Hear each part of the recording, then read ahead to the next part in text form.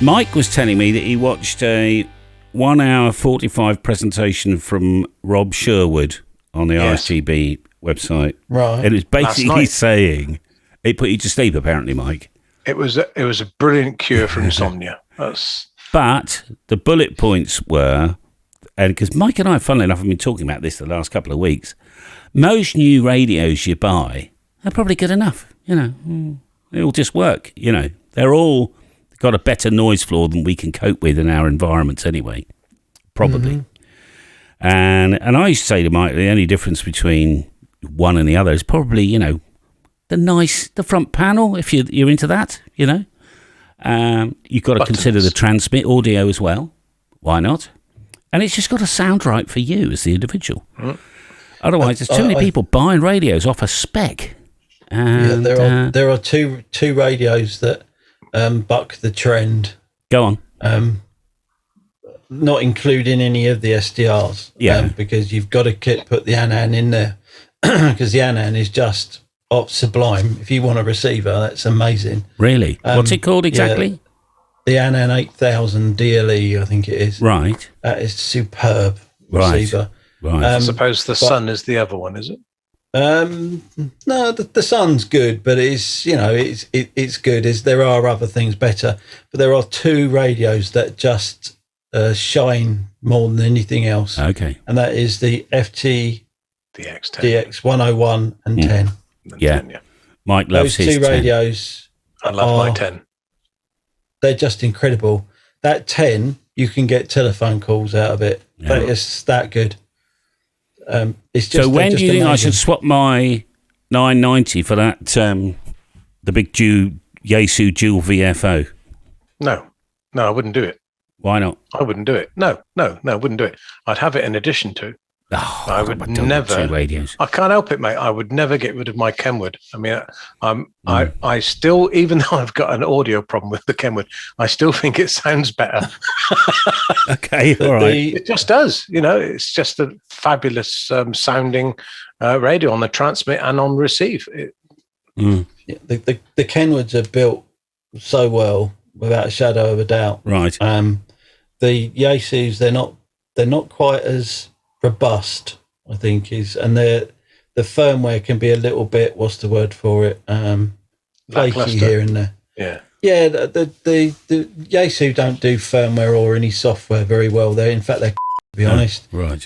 But when they get it right, and I think the FTDX10 and 101 is definitely close to being. Well, the DX10's had 4 firmware updates in the last month.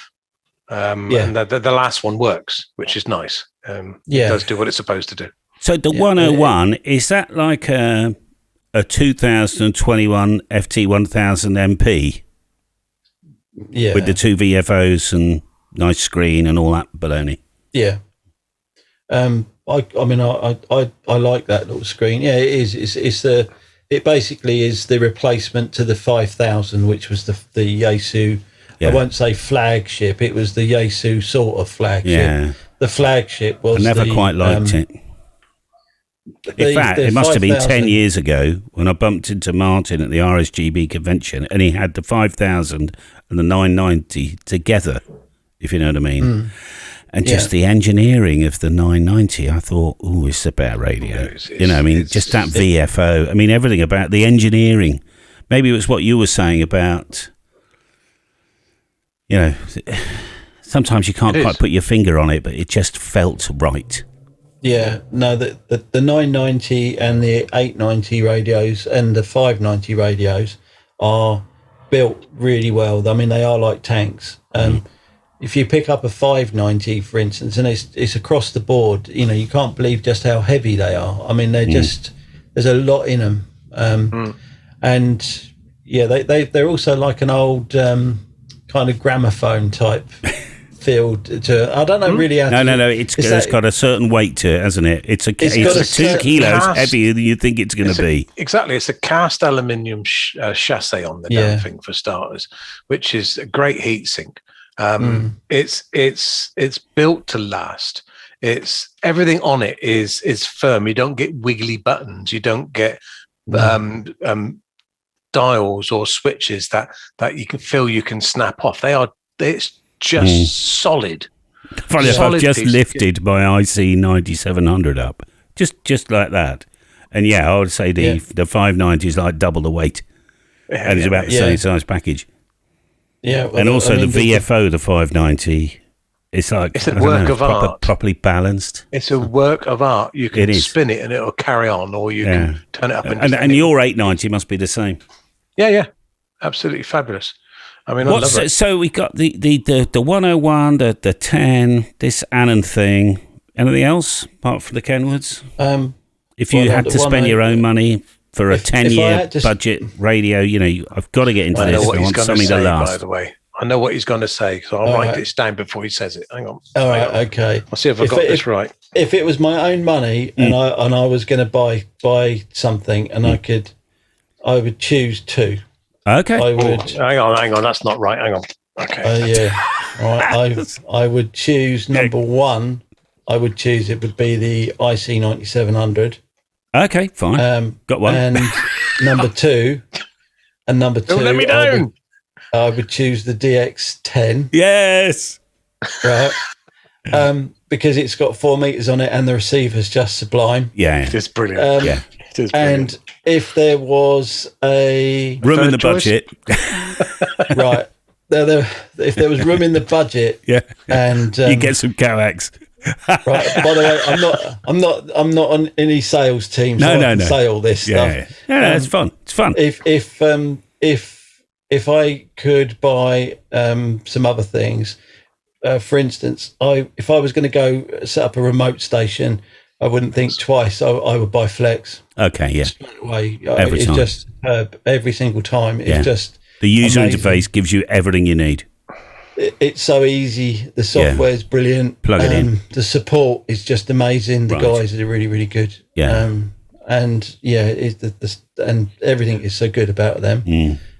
If I wanted something that was a little exciting, I would go with the Sun SDR because I know those two guys so well. Okay. And they're brilliant. And that radio, they're just bringing out new software as well. Yeah. To make things a little bit easier for what's the other Windows-based, other than Flex? What's the other Windows-based SDR? There is one, isn't there? I can't remember what it is though. Well, you've got Sun, you've got ELAD. I'm going to forget one, and obviously you've got Flex, you've got Annan. There's loads of other little receivers as well. So you SDR Play. But who's the one that actually produces the? It looks like a Flex radio with the big screen on it and all the rest of it. But the MB1, that would be Expert. Yeah, Rig Expert. Not Rig. It's not Rig Expert. It's Expert Electronics. Expert Electronics. Sorry, that's right. Yeah, and that is the MP1. That's a nice radio. Very, very nice. Do they make the radio. Sun as well, though? Do they not make the Sun or not? Yes, they do. They make the Pro 2 and the Pro DX. Now, I'd have a Pro DX straight away, mainly because, number one, it's 100 watts in a little tiny thing like this big. It's like tiny. That's a really nice radio. I love that radio a lot. I've got to ask Mike the same question now, really. You got to buy a radio. It's got to last you 10 years. Are you allowed up to 2? Up to 2, but I've already bought them. In that case, then any of the Kenwoods, and I mean any of the Kenwoods, from the 590 up through to the 990. Okay. If the budget was limitless, I'd have the 990. To be honest, I still think it's possibly the best radio that Kenwood have produced. Even though the 890 is newer and has better filtering, on paper. I still think that the 990 is a better radio. Don't know why. Maybe the pre-select and all that sort of stuff, which is a helpful bit. Yeah. Okay. And then if I had the money again, I wouldn't have the DX10. Okay. I'd actually have the MP, the 101 MP. Right. It's the same bits as the DX10, but with the extra receiver and is it variable capacitor? The VC tune. Oh, the VC tune, does do it for me. I must be honest with you. Okay, good old-fashioned way of doing things. It's nice. Well, I think you've got to spend the money on the antenna system. That's where I would. I would. I would and keep then I'd what move you've got. to somewhere like California or Colorado and buy a big ranch and put loads and loads of triple stacks and things on where I had the room. Yeah. I've just And you bought could some not giant worry. coax actually for my install. Yeah, something like this. That size. What have you got? What kayaks you got? 15, I bought or- EcoFlex 15. Right. Wow. It's I've never got going to move. It's Hardline. just going to sit there. Right. I bought some Andrews Hardline actually for mine, Okay. and I can't afford the connectors for the end. About 20, 30 quid. Gary, No, just how tell me much- that. Why the 9700 then? Because it's the only one in that field that would cover the 2 and 70, 23 SEMs and work satellite stuff. There's nothing else on the market. No. And what would complement that quite well would be obviously either the 7300 or the DX10. I'd have the DX10 for HF receive because it's just beautiful. Yeah. Stunning. Yeah. And for the price. So for the cost of one big radio, you can have pretty much the whole spread. And Yes, for me, you that's would more indeed. important. Yeah. Why do you say the 7300? Because that's quite old now. I know it's still a brilliant radio, but because why? it's got 4 meters on it. It's got HF 6 and 4. So for me, that would be nice to be able to cover the whole lot. I see. And obviously, I would like more than anything. I'd like the DX10 because of the receive on HF. It's just superb, and it's just a bonus that it's got 4. And I don't always use 4, but it's always nice, isn't it? You said 10 years. I don't have to buy another radio for 10 years because it's got everything I'll ever want on it. Yeah. Well, I would still go Yaesu down are the gonna bring 990 out- route. Sorry, Mike. What were you going to say, mate? I was going to say, do you think Yaesu are going to bring out an equivalent as the Icom's VHF, UHF? Do you think they're going to bring out something along that lines? Same as the 97. Is it 9700? Yeah. That's never been their world, has it? Ever? Possibly not. Maybe they're. Is it the 2900 or whatever it was? Well, 991A's a shack in a box, the but old that's about the only thing, multi-mode 2 meter rigs back in the day. Yeah, I wish that they would replace the 847. Right.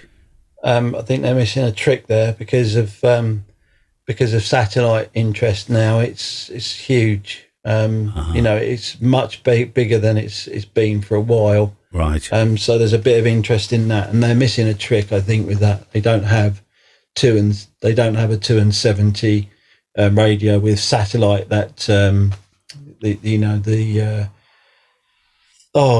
Doppler. So the tracking system. Like the 9700 has. That would be really useful.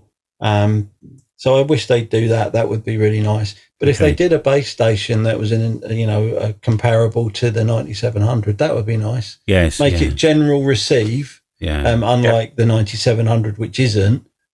Make it general receive. Even no matter what the filters do. Yeah, it doesn't matter. And stick it to the amateur bands on TX, and that would be amazing. Yeah, that would be very popular. And do you think that Kenwood are? One of the reasons I like Kenwood is that they stick to their guns. They make a product and they make it for 25 bloody years, don't they? Sometimes. Yes, like they did with the TS2000, for instance. I mean, that just went on and on and on forever, didn't it? And the 480 was another one. Oh yes, that's that went on forever. I've got a 2000. It's a brilliant radio. Have Kenwood got a shack in the box? They haven't, have they? Apart from the 2000. Yeah, apart from that's the been 2000. discontinued now. Yeah. Yes. Was that the last shack in the box they did? Because that worked pretty well on 2 and 70, but there's no USB. You'd need all that signal link baloney to do digital and stuff. Yeah, that's it. But there again, is that a huge problem on VHF, UHF? I'm not sure it is. I mean, it might be, FT8 or FT4 on VHF might be sort of something.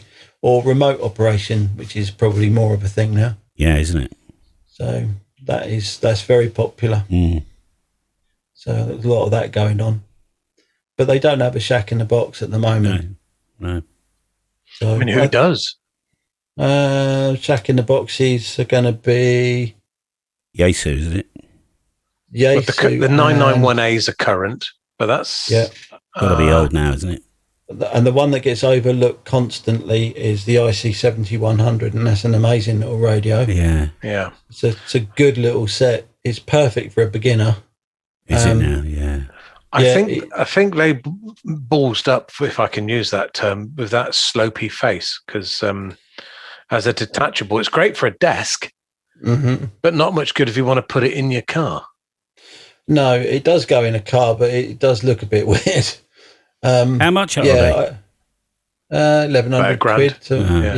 yeah, something like that.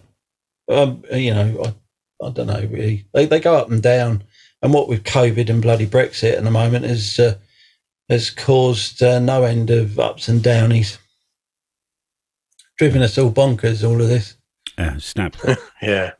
I think a lot of companies haven't been able to get hold of raw materials, so we're noticing that prices are going up and down like proverbial pantyhose. Yeah. My raw material price with shipping must have gone up 20% this year. Yeah, shipping's been a pain in the arse. Everything at the moment for shipping has been a nightmare. Are you sending stuff over to Europe at the moment? I try not to. I know. Well, I mean, Doesn't matter what I do or how I do it. One guy, I just refunded him the whole lot. Told FedEx, I said, "There's the refund. I've even refunded shipping. Look." They said, "Oh, he needs to pay €114 tax." I said, "But it's a £49.50 poll. I've just refunded him. I've made it into a gift. There's my declaration." Oh no. That was Greece. They all seem to have a different idea of what they're doing in Europe. Very strange, because I can buy anything in from Turkey and it just comes the next day. And yeah. But you try and ship it out to Turkey. Exactly. If you ship it out, it's a different kettle of fish. And actually going to, strangely enough, even though it's classed as mainland UK, try sending anything to Northern Ireland, I dare. Well, yeah, but they're not in the UK, are they?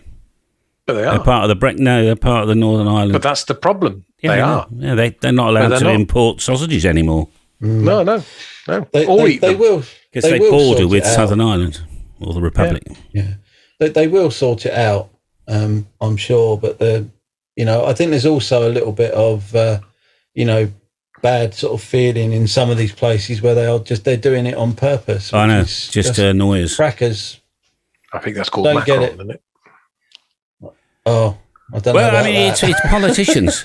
Joe Public, our fellow amateur radio operator in Greece or Hungary or in Spain, brilliant. Doesn't give a stuff. He just wants to be mates with us and get on with it. The politicians are really annoying. Praise the Americans who have an $800 import threshold before they pay any import tax at all or duty. Right. Incredible.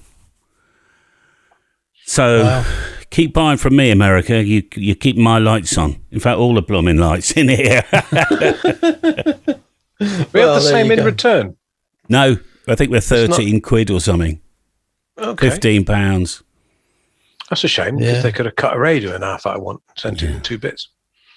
Well, even gifts. So people I had one guy, right, who sent me some granite slates with inscription. He'd hand done all this on engraving, DX command and everything. And he was obviously very proud of it and said, well, this is worth at least $200-300, It's like, and I didn't know anything about this. I just got this note from, I don't know, the post office saying I've got to pay £40 or £50 of tax to get a bunch of granite slates. Right. But if he'd said it was completely worthless, it was just a gift, then I wouldn't have had the import. Did you like them? I'm not commenting on that, Gary. Dear. So this table rocking. We've used them for the foundation for the barbecue. No. I mean, a lot of Americans send me stuff, and once every 6 months I open it, or I intentionally don't open it one at a time. I go, oh, I know what that is, I think. Yeah. So it's all on one side. And then Lockie will get the camera out and film me open. It's just a bit of fun, isn't it? Yeah. Well, I ticked over 3,200 subscribers today. Oh, congratulations. So we need to get you to 5,000 and Mike to 10,000 this year. And me to 50. I'll never do that. I'll get to 40. Nice, wouldn't it? I tell you, 40,000 would be nice, Callum. Yeah, I could do 40 by the end of the year, maybe 43. I do about 1,000 a month, you see. Oh, that's good. I mean, it doesn't matter what I do. I'm nowhere near that. It's 1,000 a month. Doesn't matter if I ever release videos, don't release videos, piss people off, keep people happy. Doesn't matter what I do. In fact, is that on your the back one catalogue, video that absolutely annoyed the hell out of the CB guys, and I'm a CBer really underneath it all, Oh, we all are. and I wasn't trying to annoy them. It was just a fairly objective, why Why CB 10 shit? metres is a little bit better than 11. That's all it was. Right. And they all claim to have left in droves and they'll never visit my channel again. I got 800 new subscribers off that one. It was that one, wasn't it? Why CB shit or crap or whatever I think you called it. That was the thumbnail. That was the thumbnail. Right. But a lot of It didn't people mean that, I know decided that, yeah. that's what I said. Yeah. That wasn't what it was meant, no. But I need the clicks. You're in competition with thousands and thousands of videos every day. Yeah. And so there we are. Well, it did quite well. I'll be honest. I just do it for the fun. Sometimes just get a message out there. Yeah, and that's nice, If I'm Jerry. up early and it is just You're a it's one-off, just a bit mate. of fun for me. I know I'm unique. Well, we all are, really, aren't we? I mean, I started off taking the P out of him. So was That's it that right. way? I phoned I him up don't and know. threatened him with legal action. Well, up for you, is it? Yeah. Yeah. Yeah, you did, didn't you? No, I didn't. No, I know. Well, For the gagging order, you're not supposed to tell anybody. You signed a non-disclosure agreement. Well, I'll be honest. For me, the majority of the people that comment vast majority, if not 100% almost, are just so brilliant and so lovely, nice. I'd say the YouTube ham radio community is 1,000 times better than Facebook, EHAM forums, QRZ forums. Yeah. And they really, we are fairness, the they toe daddy the of the line. social network, aren't we? We are the daddy of the social network. When you think about it. Are we? Yeah. Yeah, either that or pen letters. I think YouTube's done wonders for the ham radio community. I agree. Yeah, I think it has, but it's certainly changed. I have noticed that. I mean, for me, I've noticed that things are very, very different than they were when I first uploaded my first sort of serious video. Okay. I don't know how many years ago now. Things have changed considerably. Views for me have dropped off. I don't get put out there quite as much as I used to. But does it bother you though, Gary? Nah, not really. Because quite a lot of the time people, some of the videos I do, people will go back to for reference. Yes, they do. I've done that with the 9700. Yeah. And sometimes you'll do, just sort of stuff that is just, might be current today, but might not be current tomorrow because indeed it's all over. It's all over. You just want to get something out there, just get a message out, and and people are just brilliant. I mean, like the last stick nap thing I did, that was good. A few people come back and just brilliant. said, look, thanks for doing that. It's really put my mind at rest. And I thought, well, that's just what it was about. So. Perfect. Well, to be honest with you, mate, it's possibly the second thing I've watched about this EMF, whatever, and it was the one that's actually answered most of the questions, which is possibly why we started this tonight. To be honest, if it was to get it out a bit further, because it was really, really good, really good. Yeah, well, that was the plan anyway. So that's all I do it for. It's just a bit of fun, and I've made a lot of friends from it. And if people think that you make a ton of money out of it, that's hilarious. It does make me laugh. Yeah, I earn about $5, maybe $10 on a good video, over a couple of weeks. Yeah. Yeah, I do about Enough to buy maybe or save up for a memory card. All right, now, listen, we got 2 minutes to go. So when I say cheerio, can you both also say cheerio? Yeah. He's recording it after all. Yeah, of course I am. Yeah, this is going to be, right. which radio would you buy? That's what it turned out with. I'll chop the ends. Okay. We all had a little go, didn't we? And chew the fat. Yeah, that's fine. Listen, guys, we've chatted enough tonight. And my dear friends, Mike and Gary, and from me, Callum, here in the bunker, I bid you a very good day. This is the next video. But in the meantime, it's cheerio from the three of us.